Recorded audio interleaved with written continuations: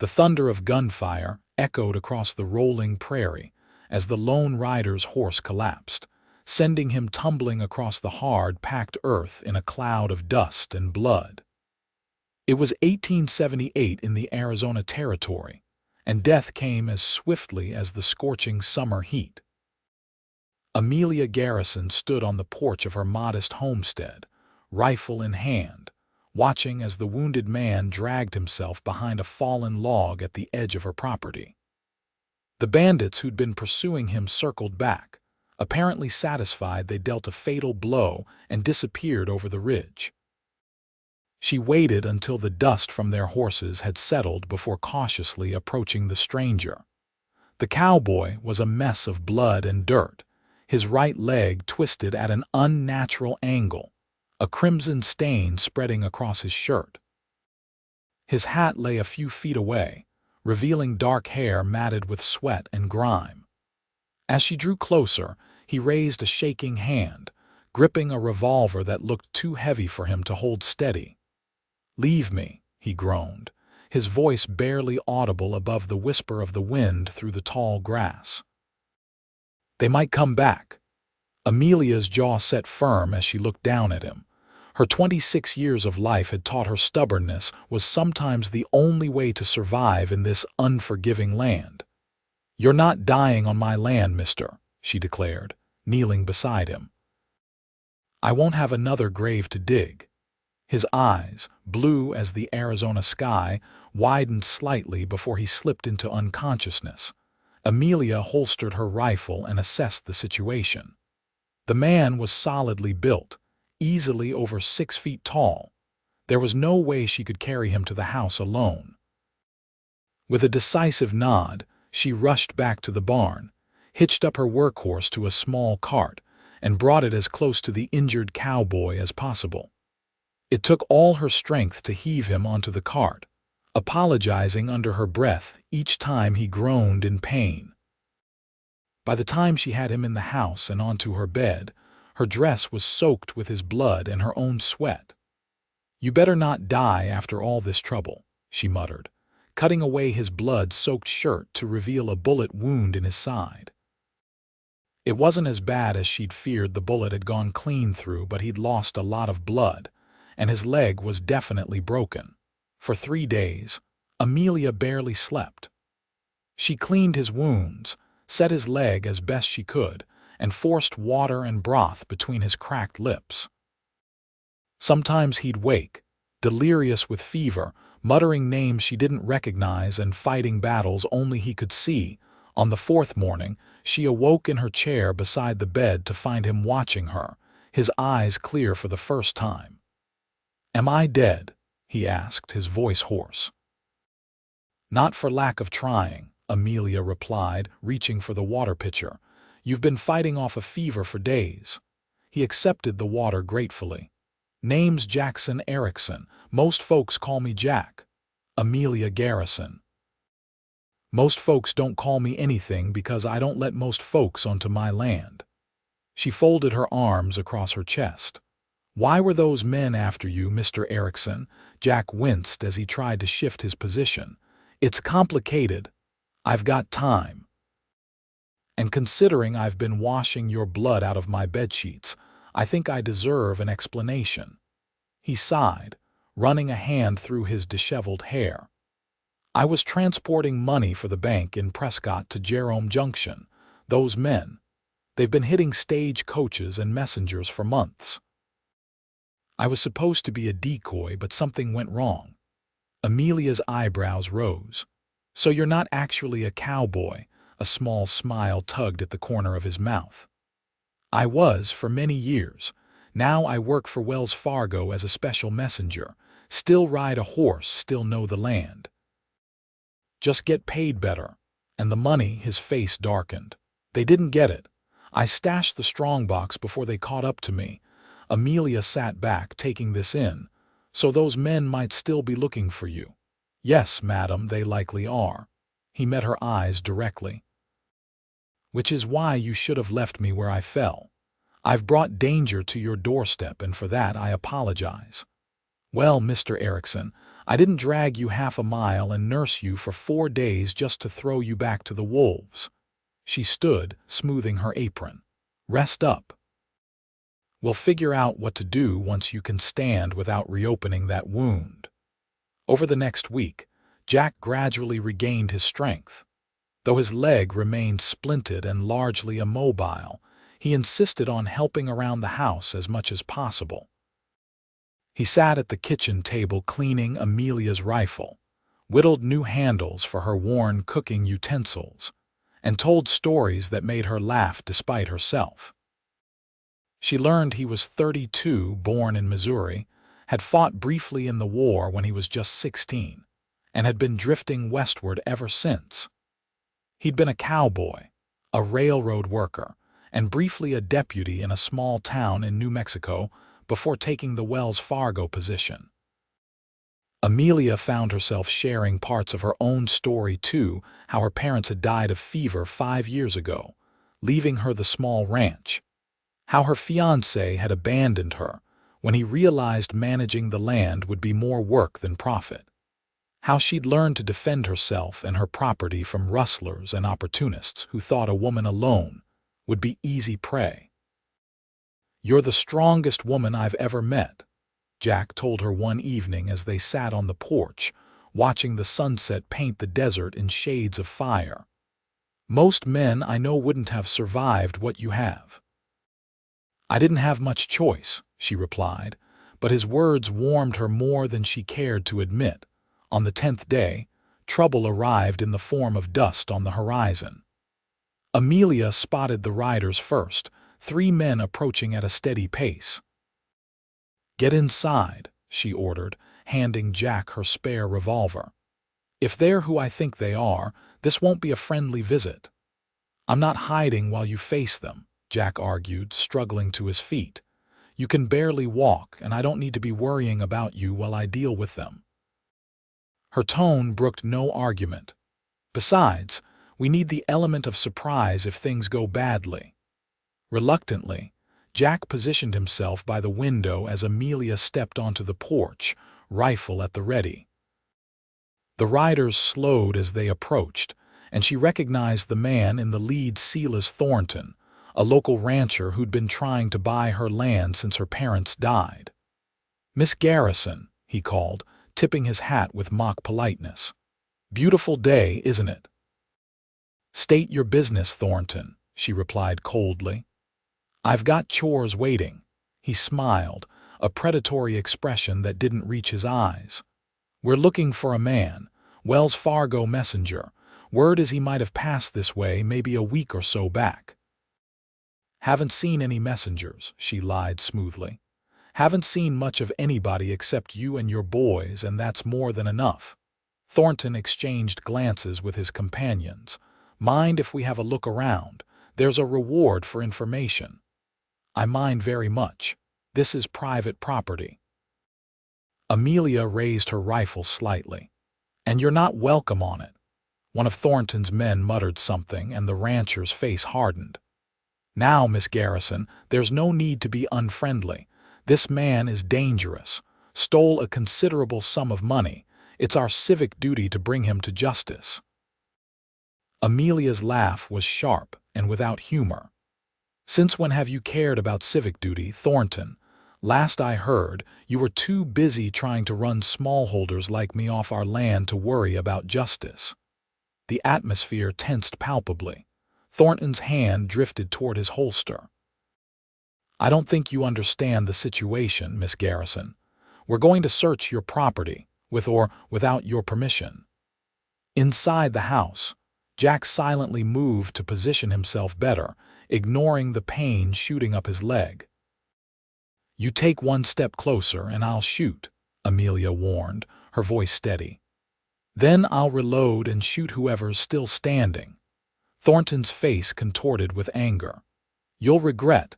The sharp crack of a rifle shot cut him off as Amelia fired into the ground directly in front of his horse.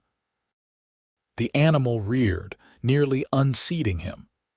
"That was a warning," she called out as he fought to control his mount. "The next one won't be." For a moment, it seemed like violence was inevitable. Then, from within the house came the distinctive sound of a shotgun being racked. Jack had found her father's old scattergun. Thornton's eyes darted to the window, uncertainty replacing his bravado. After a tense silence, he spat on the ground. "This isn't over, Garrison." "It is for today," she replied evenly. The men wheeled their horses around and rode off, dust billowing behind them. Amelia didn't lower her rifle until they were out of sight. Only then did she allow herself to tremble, adrenaline coursing through her veins. Inside, she found Jack leaning heavily against the wall, shotgun still in hand. Their eyes met, and something unspoken passed between them, relief, gratitude, and something deeper neither was ready to name. "That was Thornton?" he asked, lowering the weapon. "You've mentioned him before." Amelia nodded, setting her rifle aside and helping him back to the chair. "He's been after my water rights for years. His ranch is 10 times the size of my place, but he's greedy, always wants more. And now he's working with the men who shot me." Jack's expression darkened. "The one on the left was definitely one of them. I recognized his voice."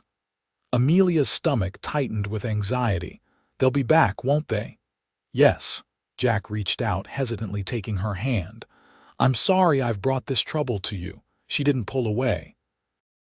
"It seems trouble would have found me eventually, with or without you. Thornton's been looking for an excuse." That night, after securing all the doors and windows, they sat at the kitchen table, planning. Jack drew a rough map of the surrounding area. "The strongbox is here," he said, marking a spot near a rock formation about 3 miles from the homestead. "We need to retrieve it and get it to Jerome Junction before Thornton and his men figure out where it is." "You can barely walk," Amelia pointed out. "I can ride," he countered. "But not alone. I need your help, Amelia." The way he said her name sent an unexpected warmth through her. She'd been alone so long that the simple sound of her name in someone else's voice felt strangely intimate. "We'll leave at first light," she decided. "I know a back trail they're unlikely to watch." They set out just as dawn was breaking, Jack gritting his teeth against the pain as Amelia helped him onto her most reliable horse. His own mount had died in the ambush. She rode beside him, constantly scanning the horizon for signs of pursuit. The journey was slow, with Jack directing them toward the outcropping of rocks where he'd hidden the strongbox. They reached it by mid-morning, and Amelia kept watch while he retrieved the small metal box from its hiding place among the boulders. "It doesn't look like much," she commented as he secured it to his saddle. $20,000 in banknotes and gold certificates," he replied. "Enough to make men kill for it." The return journey was tenser, both of them aware that the open landscape offered little protection if Thornton's men spotted them. They'd nearly reached the boundary of Amelia's property when she spotted dust on the horizon. "Riders," she warned, pointing. "Coming fast from the west." Jack assessed the situation quickly. "Too many to fight. We'll have to make a run for your homestead. It's our best chance." They urged their horses forward, but Jack's injury slowed them down. The riders were gaining rapidly, and the first gunshot whistled past them as they crested a small rise. "Go on ahead," Jack shouted, pulling his revolver. "I'll hold them off. Not a chance." Amelia yelled back, drawing her own weapon. "We stay together." More shots rang out, kicking up dirt around their horses' hooves. They were still a quarter-mile from the house when Jack's horse stumbled, hit in the flank by a stray bullet. The animal went down hard, throwing him clear but leaving him exposed. Amelia wheeled around, dismounting and dragging Jack behind a fallen log. The strongbox tumbled to the ground beside them.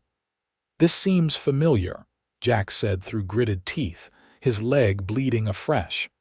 "Except this time, I'm not leaving you behind," Amelia replied, checking her ammunition. "And we have better cover." The riders, 5 of them now, including Thornton, spread out, approaching cautiously. Amelia fired a warning shot, forcing them to take cover. "We're surrounded," Jack observed grimly, "but they'll be careful with their shots. They want the money intact. Garrison." Thornton's voice carried across the field. "Hand over the messenger and the box and we'll let you live." "You're a liar, Thornton," she shouted back. "You'll kill us both and claim we resisted." A bullet splintered wood near her head in response. She ducked, returning fire and hearing a satisfying yell as one of the attackers was hit. "4 left," Jack murmured, wincing as he shifted position to get a better angle. He fired twice, forcing one of the men to retreat. For several minutes, they exchanged gunfire, neither side gaining an advantage. Then, in a heart-stopping moment, Amelia heard the distinctive click of her hammer falling on an empty chamber. She was out of ammunition. Jack noticed too, and without hesitation handed her his spare revolver. "Make every shot count," he said, his eyes locked on hers with an intensity that made her breath catch. As if sensing their vulnerability, Thornton and his men began to advance. Jack and Amelia fired strategically, but they were running low on bullets, and the distance was closing. Just when it seemed hopeless, the thunder of hooves approached from the direction of the homestead. 3 riders appeared, rifles raised, led by a man Amelia recognized as Marshal Bennett from Jerome Junction. A volley of gunfire erupted, and Thornton's men scattered, unprepared for reinforcements. In the chaos, Thornton made a desperate charge toward Jack and Amelia's position, gun blazing. Jack shoved Amelia down, covering her body with his own as bullets whizzed overhead. He fired his last round, catching Thornton in the shoulder and sending him tumbling from his horse. Moments later, it was over. The marshal and his deputies had the remaining attackers disarmed and in custody. Thornton lay groaning in the dust, clutching his bleeding shoulder. "You all right, folks?" Marshal Bennett called, approaching with his rifle still ready. Amelia and Jack emerged from their shelter, both bloody and exhausted but alive. "We're fine, Marshal," Jack replied, leaning heavily on Amelia, "but I'm mighty curious about your timing." Bennett holstered his weapon, a grin spreading across his weathered face. "Wells Fargo telegraphed when you didn't arrive in Jerome Junction. Been searching for days. Stopped at a homestead down the way, and the old-timer there mentioned hearing gunfire from this direction." As they made their way back to the house, Jack still clutching the strongbox, the full weight of what they'd survived began to settle on them. Amelia walked beside him, supporting his weight, her mind swirling with emotions she hadn't allowed herself to feel in years. That evening, after the marshal and his men had departed with the prisoners, and the recovered money leaving Jack with a substantial reward for his service, they sat once more on the porch. The setting sun bathed everything in golden light, transforming the harsh landscape into something almost magical. "You saved my life," Jack said quietly, breaking the comfortable silence. "Twice now." Amelia smiled, the events of the past 2 weeks having softened the hard edges she'd developed over years of solitude. "And you saved mine today. I'd say we're even." He reached for her hand, and this time she didn't hesitate to take it. "The marshal offered me a permanent position in Jerome Junction. As a deputy," her heart skipped a beat. "That's good, steady work. It's about 15 miles from here." His thumb traced circles on the back of her hand. "Not too far for regular visits." Amelia turned to look at him, seeing in his eyes the same longing she felt in her own heart. "And what would be the nature of these visits, Mr. Erickson?" "Well, Miss Garrison," he replied, a smile playing at the corners of his mouth, "I thought I might court you properly if you're amenable. No shoot-outs or life-threatening injuries, just a man calling on a woman he's come to admire greatly." She pretended to consider this, though her heart was already racing. I might be amenable, though I have to warn you, I'm not the easiest woman to court. I'm stubborn, set in my ways strong, he interrupted, his gaze intense. Brave, kind despite your best efforts to hide it, and the most beautiful woman I've ever seen, especially when you're threatening to shoot someone. A laugh escaped her, bright and genuine. Well, when you put it that way, how can I refuse? In the weeks that followed, Jack recovered fully from his injuries. True to his word, he took the deputy position in Jerome Junction and began courting Amelia with a dedication that both amused and touched her. He'd ride out to her homestead whenever his duties allowed, sometimes staying to help with repairs or difficult chores, other times simply bringing small gifts, books, candies from the general store, once even a beautiful hair comb that must have cost him a week's wages. For her part, Amelia found herself looking forward to his visits with an eagerness that would have embarrassed her former self. She began making an effort with her appearance, wearing her mother's old dresses instead of her practical work clothes when she knew he was coming. She even planted flowers around the front porch, a frivolous use of water she'd never have considered before. Their courtship wasn't without challenges. Amelia had been independent for so long that accepting help even from someone she cared for didn't come naturally. Their first real argument erupted when Jack arrived with lumber and tools to fix her leaking roof without consulting her first. I don't need you to take over my life, Jackson, she'd snapped, hands on her hips. I've been managing just fine. I'm not trying to take over anything, he'd responded, his own temper flaring. I'm trying to help someone I care about who's too stubborn to admit she can't do everything alone. They'd glared at each other for a long moment before both suddenly laughed, the tension dissolving as quickly as it had formed. They ended up repairing the roof together, with Amelia directing the work and Jack providing the labor, both of them finding a comfortable middle ground. By the harvest season, their relationship had deepened into something neither could deny. Jack began spending more nights at the homestead than in town, sleeping on a pallet in the front room out of propriety, though both felt the growing pull between them. It was a crisp October evening when everything changed. Jack arrived unexpectedly, having ridden straight from town after his shift ended. Amelia found him sitting on her porch, looking uncharacteristically nervous. I didn't expect you until tomorrow, she said, wiping her hands on her apron as she came out to greet him. Is everything all right? Jack stood, removing his hat and running a hand through his hair. Everything's fine. Better than fine, actually. He took a deep breath. I've been thinking a lot lately about the future. Something in his tone made Amelia's heart flutter.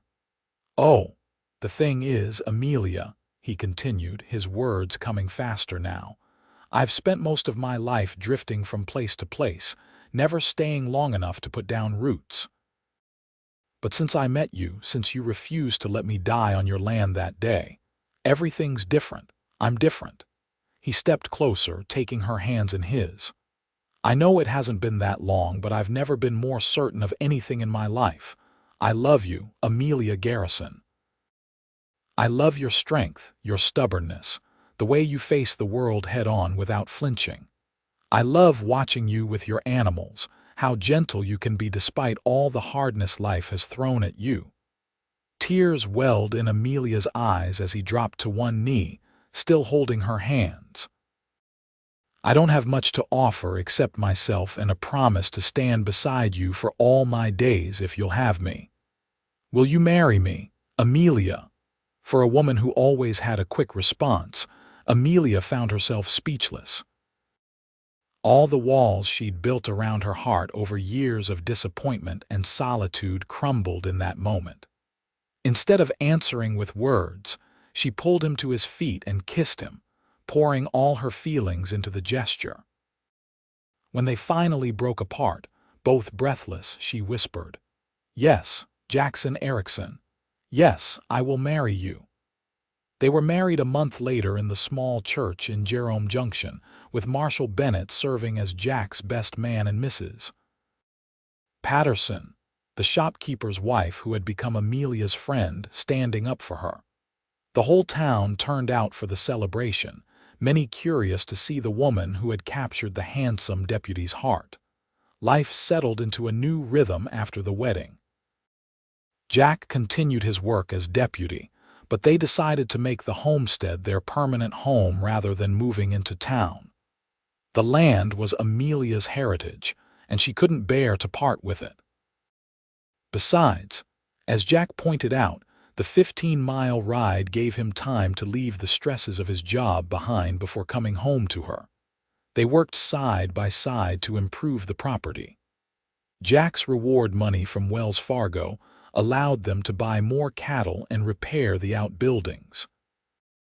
Amelia's knowledge of the land and animals complemented Jack's strength and carpentry skills. Together, they accomplished what neither could have done alone. Their first winter as a married couple tested them in unexpected ways. A severe blizzard struck in January, isolating them for nearly 2 weeks. They lost several cattle despite their best efforts, and Jack developed a worrying cough after spending hours in the freezing wind securing the barn. Amelia nursed him through a fever that reminded her too much of their first days together. One night, as he tossed restlessly in their bed, she found herself praying for the first time since her parents' deaths. "You can't leave me now," she whispered, pressing a cool cloth to his forehead. "Not when I've just learned how to love again." By morning, his fever had broken, and as he opened his eyes, the relief that flooded through her was overwhelming. She realized then the depth of her feelings for him, not just love, but a bone-deep need that both frightened and exhilarated her.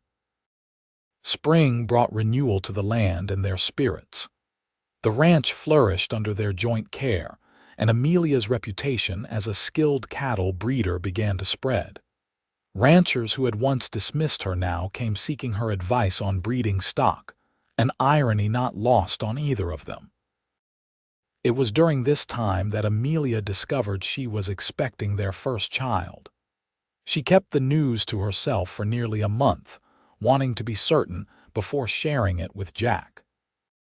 When she finally told him, on a warm evening as they sat watching the sunset, a ritual they'd maintained since their earliest days together, his reaction was everything she'd hoped for. "A baby," he repeated, his voice filled with wonder. His hand moved to her still flat stomach, eyes wide with amazement. "We're going to have a baby." The joy in his expression melted away the last of Amelia's fears. She'd been worried about managing the ranch with a child, concerned about the dangers of childbirth so far from town. But the love shining in Jack's eyes reminded her that whatever came, they would face it together. As Amelia's pregnancy progressed, Jack became increasingly protective, often to her frustration. Their second major argument erupted when she insisted on continuing to help with the spring roundup despite being 5 months along. "It's too dangerous," Jack insisted, blocking the barn door. "You need to rest." "I'm pregnant, not invalid," Amelia retorted, hands on her hips. "Women have been having babies while working the land since the beginning of time. I won't be treated like I'm made of glass." The standoff ended with a compromise. Amelia would oversee the roundup from horseback rather than participating directly, and Jack would hire additional help for the season. It was a solution that respected her knowledge while acknowledging her condition, and it set the pattern for how they would navigate the changes in their lives. Their son was born in late November, a healthy, robust baby with his father's blue eyes and his mother's determined expression. They named him Thomas James Erickson after their fathers. Jack wept openly when he first held him, a vulnerability that only deepened Amelia's love for her husband. "He's perfect," Jack whispered, cradling the tiny bundle. "Just like his mother." Motherhood transformed Amelia in ways she hadn't anticipated. The fierce protectiveness she'd always felt for her land transferred to her child tenfold. Yet there was a softening too, a willingness to see beauty in small moments. Thomas's first smile, the way his tiny fingers curled around her own, the peaceful expression on Jack's face as he rocked their son to sleep. Life settled into a new pattern, challenging but deeply satisfying.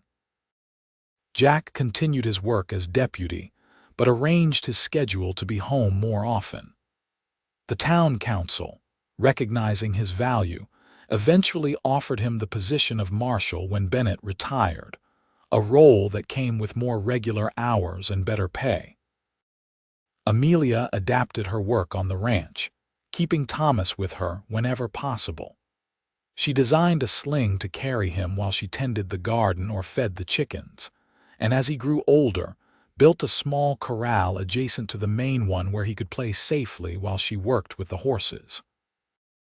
Their family expanded again 2 years later with the birth of their daughter, Elena Rose. Unlike her brother's straightforward arrival, Elena's birth was difficult, the labor prolonged and dangerous. For hours, Jack paced outside the bedroom door, listening to Amelia's cries and the midwife's steady instructions, terrified he might lose them both. When the midwife finally emerged, exhausted but smiling, to announce he had a healthy daughter and that Amelia would recover, Jack fell to his knees in gratitude. "She's strong, your wife," the midwife told him, patting his shoulder. "Wouldn't give up fighting, not for a moment. Said she promised you she wouldn't die on her land, and she meant to keep that promise." The memory of those first words between them, when he lay bleeding and she refused to let him surrender to death, brought tears to his eyes. He entered the bedroom to find Amelia pale but triumphant, their tiny daughter nursing at her breast. "She has your spirit," he said softly, sitting beside them on the bed. "Already fighting to make her way in the world." Amelia smiled tiredly. "And your stubbornness. Wouldn't come out the easy way, had to do it on her own terms." As their children grew, so did the ranch. By the time Thomas was 7 and Elena 5, the Erickson homestead had become one of the most prosperous small ranches in the territory. Jack's position as marshal brought stability and respect, while Amelia's innovative breeding practices yielded cattle that fetched premium prices at market.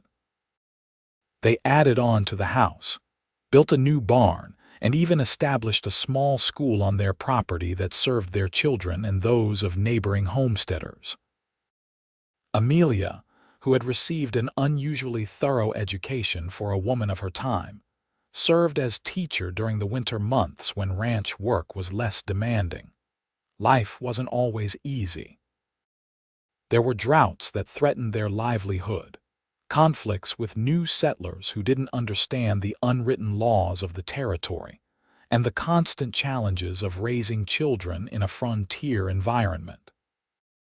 But through it all, the foundation of their relationship, that blend of mutual respect and deepening love that had begun when Amelia refused to let a wounded stranger die on her land, sustained them. 10 years into their marriage, they faced perhaps their greatest challenge when Thornton, who had served his prison sentence and returned to the area, attempted to divert the creek that provided water to their property. The resulting water rights dispute escalated into a regional conflict that threatened to tear the community apart.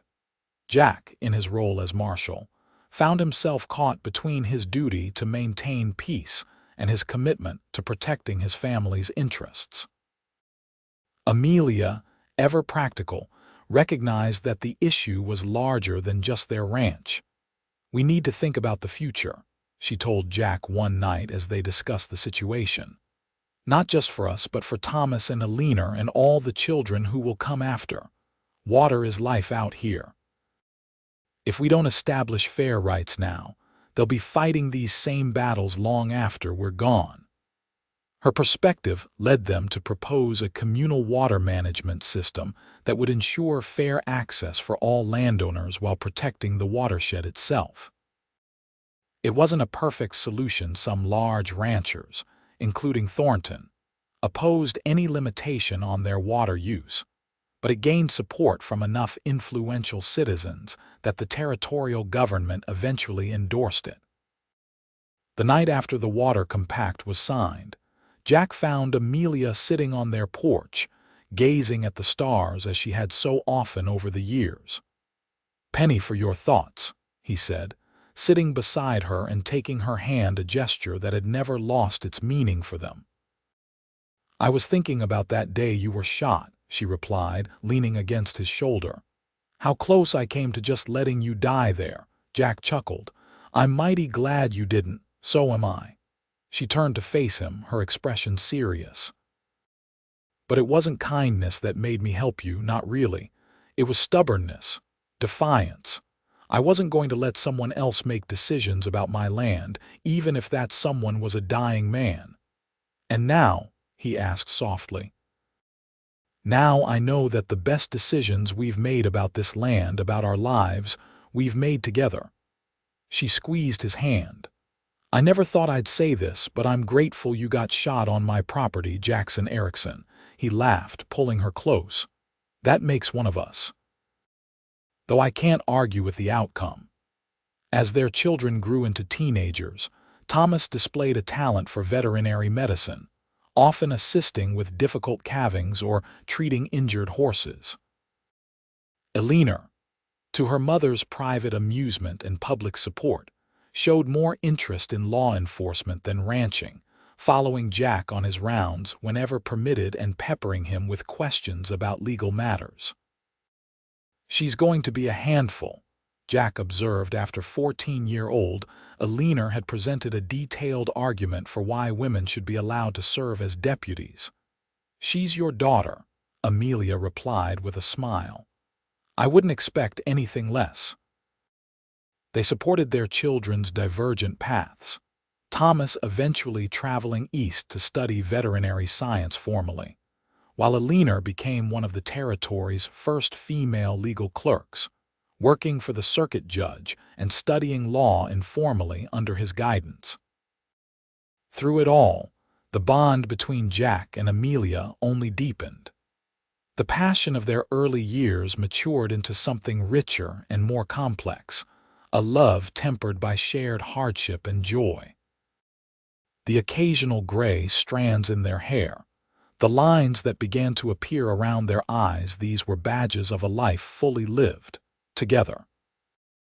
On their 20th wedding anniversary, Jack surprised Amelia with a gift that brought tears to her eyes, a small brass plaque engraved with the words, "On this land, two stubborn souls found each other. 1878. He mounted it on the log where she had found him bleeding that fateful day. "You're a sentimental fool, Jackson Erickson," she said, brushing away tears. "Only for you, Amelia," he replied, wrapping his arms around her. "Only ever for you." As they entered their third decade together, the world around them changed rapidly.